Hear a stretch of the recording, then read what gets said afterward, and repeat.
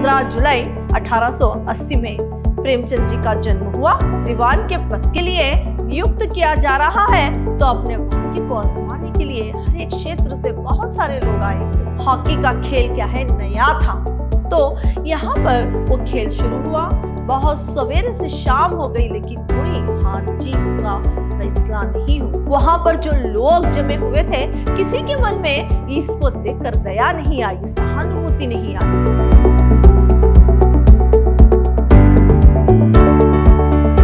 प्रणाम, मैं रिहा नायस, अति उत्तम विद्याश्रम की हिंदी प्रवक्ता। मेरे फर्स्ट ईयर के जितने भी बीबीए के विद्यार्थी हैं, मेरी कक्षा में आपका स्वागत है। आज मैं आपकी जो इस सेमेस्टर जो आपके लिए पाठ्य पुस्तिका है, उसके अंतर्गत जो यूनिट 2 है, उससे जो आपके लिए परीक्षा कहानी है, इसके बारे में आज मैं जानकारी दूंगी। परीक्षा कहानीकार मुंशी प्रेमचंद जी है। पहले हम मुंशी प्रेमचंद जी के बारे में संक्षिप्त में जानकारी प्राप्त करेंगे। इनका जन्म वाराणसी के पास लमाही नामक गांव में 15 जुलाई 1880 में हुआ। 15 जुलाई 1880 में प्रेमचंद जी का जन्म हुआ।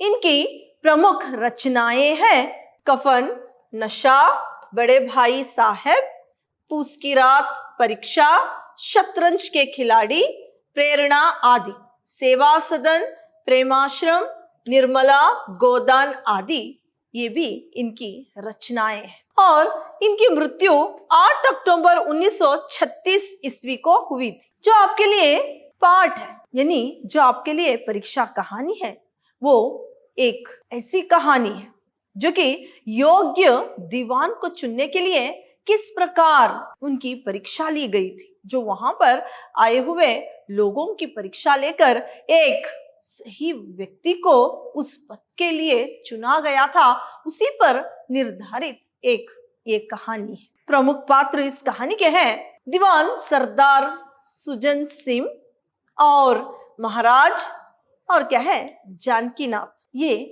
इस कहानी के प्रमुख पात्र हैं। आपकी कहानी इस प्रकार शुरू होती है। देखिए, परीक्षा कहानी मुंशी प्रेमचंद जी की लिखी प्रसिद्ध कहानी है। दीवान सुजान सिंह जब बूढ़े हुए तो उन्होंने बाकी जीवन प्रभु स्मरण में गुजारना चाहा। वे महाराज के पास गए और उनसे दीवान जी ने उन्हें सेवानिवृत्त करने की प्रार्थना की। यहाँ पर सुजान सिंह जो एक दीवान थे, इन्होंने जब ये बूढ़े हो गए तो ये सोचने लगते हैं कि अभी मैं जो बचा हुआ जीवन है वो क्या है, भगवान की प्रार्थना में, भगवान की पूजा पाठ में लगाऊंगा। इसलिए वो महाराज के पास जाते हैं और महाराज के पास जाकर उनसे प्रार्थना करते हैं कि उन्हें इस पद से निवृत्त कर दिया जाए। तो यहाँ पर इस तरह की उन्होंने जब प्रार्थना की तो महाराज ऐसे अनुभवी और कुशाल क्या है दीवान को निवृत्त करने के लिए थोड़े से पीछे हटते हैं। उनको निवृत्त करना नहीं चाहते थे, किंतु दीवान जी के अनुरोध पर उन्होंने सेवा निवृत्त करने पर सहमत हुए। लेकिन दीवान जी जब बहुत ज्यादा ही अनुरोध करने लगते हैं तो तब इस पद से निवृत्त करने के लिए वो सहमत हो जाते हैं, पर एक शर्त रखते हैं कि वो पहले तो इस जो राज्य है उसके लिए एक कुशल और एक अच्छा दयावान व्यक्ति खुद दीवान सुजान सिंह ही क्या है वहां पर नियुक्त करने के बाद उनको निवृत्ति मिलेगी। इस तरह की एक शर्त जो है महाराज रखते हैं। इस ऊंचे पद के लिए सभी अपना अपना भाग्य आजमाने के लिए चल पड़े। क्षेत्र में हलचल मच गई। तरह तरह के कपड़े पहनकर विभिन्न प्रदेशों से लोग पहुंचने लगे और ग्रेजुएट की संख्या अधिक थी। हालांकि यह अनिवार्य योग्यता नहीं थी। यहाँ पर जब इन पर एक शर्त रखी गई तो इन्होंने क्या है जो प्रसिद्ध समाचार पत्र है उसमें विज्ञापन देते हैं कि क्या है राज्य के लिए दीवान की नियुक्ति हो रही है। तो हर एक क्षेत्र से बहुत सारे लोग जो कि ग्रेजुएट की संख्या बहुत ज्यादा थी, सब लोग वहां पर चले आते हैं और अपना भाग्य आजमाने के लिए वहां पर आते हैं। और लोगों के रहने और उनके समुचित आदर सत्कार का प्रबंध किया गया था। हर कोई अपने कमरे में बैठा महीने के दिन गिनता और अपने आप को हर तरह से अच्छे प्रदर्शित करने का प्रयास करता। लोग अपने स्वभाव और तौर तरीके बदल रहे थे। तो यहाँ पर जब ये विज्ञापन में, एडवर्टाइजमेंट में आया कि दीवान के पद के लिए नियुक्त किया जा रहा है, तो अपने भाग्य को आजमाने के लिए हर एक क्षेत्र से बहुत सारे लोग आए हुए थे। वे अपना रहन सहन तक यहाँ पर क्या है कोई और दिखा रहे थे, जो कि यहाँ पर देखिए वो जो लोग आए हुए थे यहाँ पर उनको रहन सहन के लिए पूरा बंदोबस्त किया गया था। सब लोग कुछ दिन यानी महीने, एक वहां पर महीने तक रहकर परीक्षा देनी पड़ रही थी, क्योंकि एक अच्छा अनुभवी और एक कुशल, बुद्धिमान, दयावान एक क्या है दीवान की नियुक्ति हो रही थी। तो सब लोग अपने को क्या है अच्छा प्रदर्शित कर रहे थे।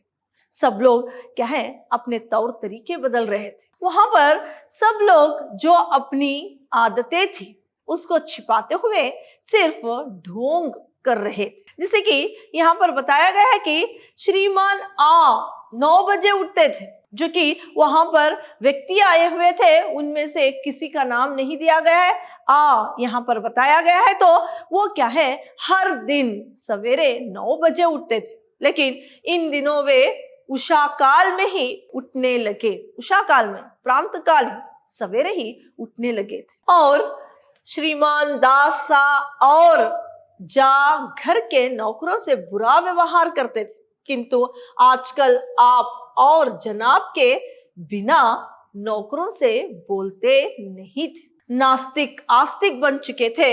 हर कोई नम्रता और सदाचार की मूर्ति दिखता था।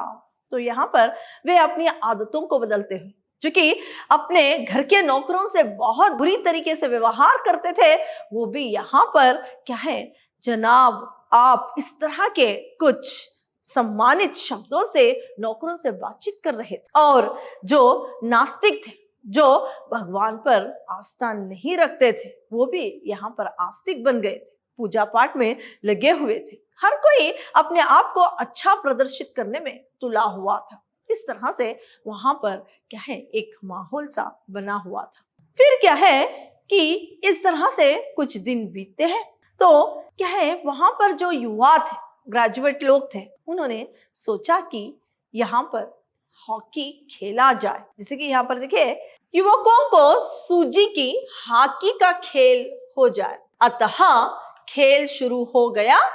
रियासत में ये खेल नया था। खिलाड़ी खेलते खेलते थक गए, किंतु हार जीत का निर्णय नहीं हो पाया। अंधेरा हो गया था। तो वहां पर जो जमे हुए दीवान के पद के लिए आए, वे लोग सोचते हैं कि हॉकी का खेल खेला जाए।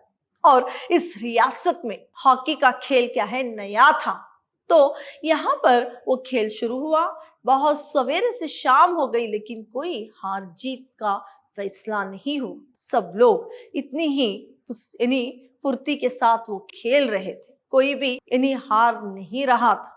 इस तरह से सवेरे से शाम हो गई थी। मैदान से थोड़ी दूर तक नाला था, किंतु इस पर पुल नहीं था। लोगों को नाले में से चलकर आना पड़ता था। उसी समय एक किसान अनाज से भरी हुई गाड़ी लेकर आया और नाले को पार करना चाहा, लेकिन कुछ तो नाले में कीचड़ था और कुछ उसकी चढ़ाई। यहाँ पर जो है उस हॉकी का जो मैदान था जहां पर हॉकी खेला जा रहा था, उसके कुछ दूरी पर एक नाला था।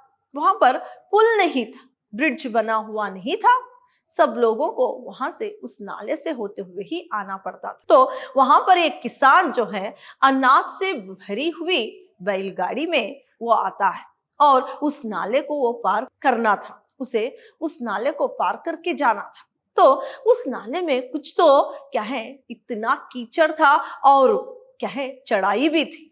तो किसान जो है अपनी गाड़ी लेकर वहां से जाने में असफल रहा था। वो बार बार कोशिश कर रहा था, लेकिन गाड़ी चलने का नाम नहीं ले रही थी। ऊंची थी कि गाड़ी ऊपर ना चढ़ सकती थी, यानी वहां पर जो चढ़ाई है वो बहुत ऊंची थी, इसीलिए गाड़ी चढ़ नहीं रही थी। तो वह कभी बैलों को ललकारता, कभी पहियों को हाथ से ढकेलता, लेकिन बोझ अधिक था और बैल कमजोर।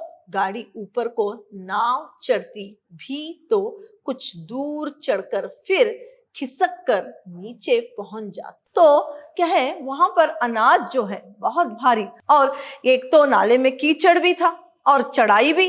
तो किसान क्या है, बैलों को ललकारता, बैलों को जो है हकालते हुए ले जाता।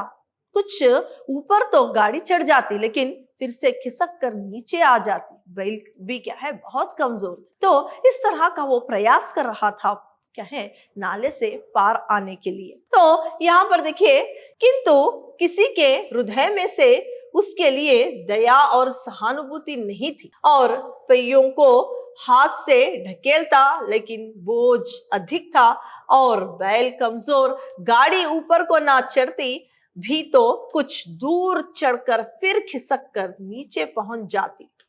किंतु किसी के हृदय में से उसके लिए दया और सहानुभूति नहीं थी। तो वहां पर जो मैदान में खेल रहे थे, ये सब उसको देख रहे थे। किसान जो है क्या है बहुत कोशिश कर कर पहिए को क्या है उस नाले से कुछ दूर तक ढकेलता। ऊंची होने की वजह से क्या है फिर से वो खिसक कर नीचे आ जाते। बैल भी बहुत कमजोर थे, वो नाला पार नहीं कर रहे थे। लेकिन वहां पर जो लोग जमे हुए थे, किसी के मन में इसको देखकर दया नहीं आई, सहानुभूति नहीं आई। सब लोग इस दृश्य को देखकर क्या है ऐसे ही रह जाते हैं। तो उसी समूह में, तो वहां पर जो खेलने के खिलाड़ी थे, समूह में ही जो है एक व्यक्ति निकला जिसके हृदय में दया भी थी और साहस भी था। हॉकी खेलते उसके पैरों में चोट लगी थी और वह लंगड़ाता हुआ चल रहा था। उसने जब किसान से सहायता का प्रस्ताव किया तो किसान को आशा बांधी। देखिए, यहाँ पर उसी हॉकी के जितने भी खिलाड़ी थे, उसमें से एक ऐसा खिलाड़ी था जिसके मन में साहस भी था और दया भी थी। तो वो क्या है, किसान को उसकी सहायता करने का प्रस्ताव रखता है। तो किसान को कुछ आशा बनती है। तो यहाँ पर वो क्या है उसकी मदद करने के लिए वो जाता है। लेकिन हॉकी का खेल खेलते उसके पैरों में बहुत चोट लगी थी। उसे वहां पर चोट भी लगी थी। उसको उस चोट का कोई हिसाब ना रखते हुए उस किसान की मदद करने के लिए वो चल पड़ता है। फिर अंधा क्या मांगे दो आंखें, अंधा क्या मांगे दो आंखें। उस युवक ने किसान को गाड़ी पर जाकर बैलों को साधने के लिए कहा ताकि वो स्वयं पहियों को धकेल कर गाड़ी ऊपर चढ़ा सके। किसान ने वैसा ही, किंतु नाले में कीचड़ बहुत ज्यादा था, गाड़ी निकल नहीं रही थी। युवक ने हिम्मत नहीं हारी, जोर लगाया। किसान ने बैलों को साधा, गाड़ी नाले के बाहर हो गई और युवक ने हंसी में किसान से कहा कि अब वो उसे क्या इनाम देगा। देखिए, यहाँ पर जो किसान बहुत बड़ी मुसीबत में था, उसे कोई रास्ता सूझता नहीं था, कोई उसकी मदद नहीं कर रहा था। इसलिए एक मुहावरे का प्रयोग यहाँ पर किया गया है, अंधा क्या मांगे दो आंखें। अंधे को क्या चाहिए? दो आंखें। तो अब जिसकी मदद कोई नहीं कर रहा था, तो ये युवक उसकी मदद करने के लिए आया। तो ये क्या है, अंधा क्या मांगे, उसकी इन्हीं दो आंखें। इस तरह से इस मुहावरे का वहां पर प्रयोग किया गया है। तो यहाँ पर क्या है, वो जो युवक था किसान को कहता है कि तुम बैलगाड़ी पर बैठ जाओ और बैलों को साधो, बैलों को हकालो, पहियों पर जोर देता हूं।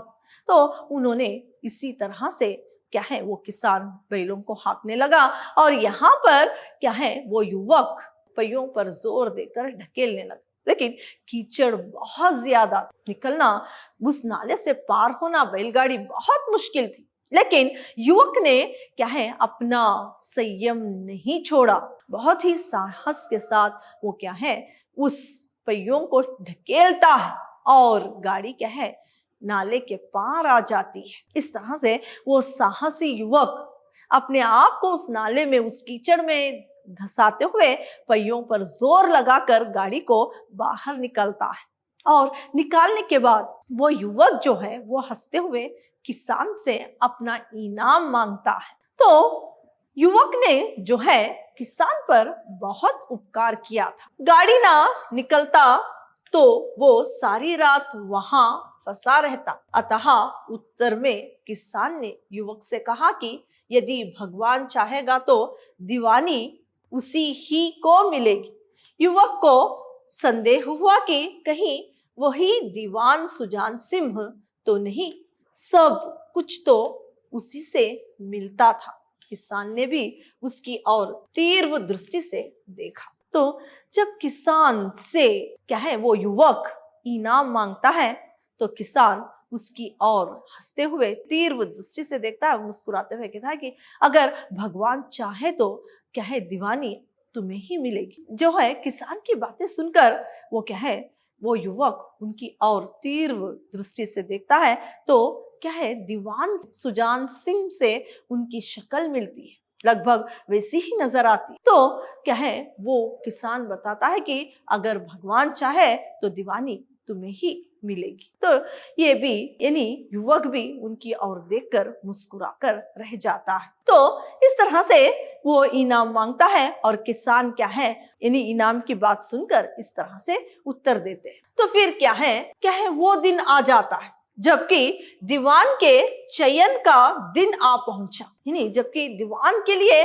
चयन होने का वो दिन आ जाता है। फिर उम्मीदवार तथा धनी लोग रंग बिरंगे वस्त्र पहने राजा साहेब के दरबार में यानी विराजे। दीवान ने सबको संबोधित करके कहा कि उन्हें ऐसे व्यक्ति की आवश्यकता थी जिसके दिल में दया, आत्मबल और उदारता हो। ऐसा आत्मबल हो जो विपत्ति का वीरता से सामना करे। दीवान सुजान सिंह ने घोषणा की ऐसे गुणों से युक्त उन्हें एक व्यक्ति मिल गया था। उसने पंडित जानकीनाथ जैसा दीवान पाने पर रियासत के लोगों को बधाई। तो आज वो दिन आ गया था जबकि दीवान का नाम जो है घोषित किया जा रहा था। वहां पर हर लोग क्या है जो भी दीवान के पद के लिए आए थे सब लोग वहां पर रंग बिरंगी वस्त्र पहने हुए, बहुत सारे लोग वहां पर जमा हुए थे। राजा साहेब भी थे, रियासत के सारे लोग भी थे। तो यहाँ पर दीवान सुजान सिंह जो है घोषणा करते हैं जो राज्य के लिए साहसी और जो वीर व्यक्ति चाहिए था, जो कि वीर व्यक्ति इस राज्य के लिए चाहिए था, ऐसा व्यक्ति जो कि बहुत साहसी हो और जो कि विपत्तियों से जो है डटकर मुकाबला करके उससे हार ना मानते हुए आगे बढ़े, ऐसा व्यक्ति मिल गया है। इसके लिए सबको बधाई देते हैं और उस दीवान का नाम भी घोषित किया जाता है। उस युवक का नाम पंडित जानकीनाथ, जो युवक का नाम था पंडित जानकीनाथ। तो ऐसे दीवान को इस रियासत में नियुक्त करने के लिए सबको ऐसा दीवान उस राज्य के लिए मिलने के लिए सभी को बधाई देने लगते हैं। तो यहाँ पर देखिए किस तरह से सुजान सिंह ने दीवान पद के लिए युवक का यानी सभी की परीक्षा ली, इसी पर निर्धारित ये कहानी। तो सुजान सिंह का कहना था, यहाँ पर देखिए सुजान सिंह का कहना था कि जो पुरुष स्वयं जख्मी होकर भी एक गरीब किसान की भरी हुई गाड़ी दलदल से निकाल दे, उसके हृदय में साहस, आत्मबल और उदारता है। ऐसा व्यक्ति गरीबों को नहीं सताएगा, कठिन परिस्थितियों में भी दया और धर्म का साथ नहीं छोड़ेगा। तो यहाँ पर दीवान सुजान सिंह कहते हैं कि जिसके मन में, यानी यहाँ पर देखिए वो कह रहे हैं कि स्वयं जख्मी होकर जो युवक हॉकी खेलते वक्त उसे जख्म हो गया था, उसके पैर में चोट लगी थी, फिर भी उसने हिसाब नहीं रखा। ये एक दलदल में फंसी हुई गाड़ी को, जो कि किसान बहुत मुसीबत में था, उसकी मदद करने के लिए जो व्यक्ति दौड़ सकता है, रियासत के जो गरीब लोग हैं उन पर जुल्म नहीं करेगा। और साथ ही साथ वो बताते हैं कि हाँ, उसके हृदय में साहस और दया की भावना है, तो गरीबों पर भी वो दया करेगा और कठिन परिस्थितियों में भी दया और धर्म का वो साथ नहीं छोड़ेगा। तो इसीलिए दीवान के पद पर पंडित जानकीनाथ को नियुक्त किया जाता है। इस तरह की वो घोषणा भी करते हैं। तो यहाँ पर जो परीक्षा कहानी है, इसमें हमें ये पता चलता है कि दीवानगढ़ के दीवान के लिए, जो दीवानगढ़ जो राज्य है, उस दीवान के योग्य, साहसी एवं दयावान दीवान का चयन करना था। अतः हाँ, उसकी अनेक प्रकार से परीक्षा ली गई और उससे दीवान पद पर चुना। तो इस कहानी से ये पता चलता है कि जो साहसी लोग होते और जो वीर लोग होते हैं, जो दूसरों पर दया करते हैं, भगवान उन्हीं का साथ देता है। भगवान उन्हीं को हर एक परीक्षा में सफल करता है और उसके हर एक मनोकामना पूरी होती है। इंसान को साहसी, दयावान, दूसरों की मदद करने की, इंसान को एक साहसी, दयावान और दूसरों के मदद करने की जो है एक अच्छी प्रवृत्ति को अच्छी प्रवृत्ति होनी चाहिए। दूसरों की मदद करने और दूसरों की सहायता करने की एक अच्छी गुण उनमें होने चाहिए। अच्छे गुणों से ही एक व्यक्ति सफल हो सकता है, वो अपनी हर एक समस्याओं से भी पार हो सकता है। भगवान उसी की ही सुनते हैं और भगवान उसी को ही साथ देते हैं। तो यहाँ पर इस कहानी से इस तरह से हमें नीति भी मिलती है। तो परीक्षा कहानी इतनी ही थी। अगली कक्षा में किसी और पाठ के बारे में हम जानेंगे। धन्यवाद।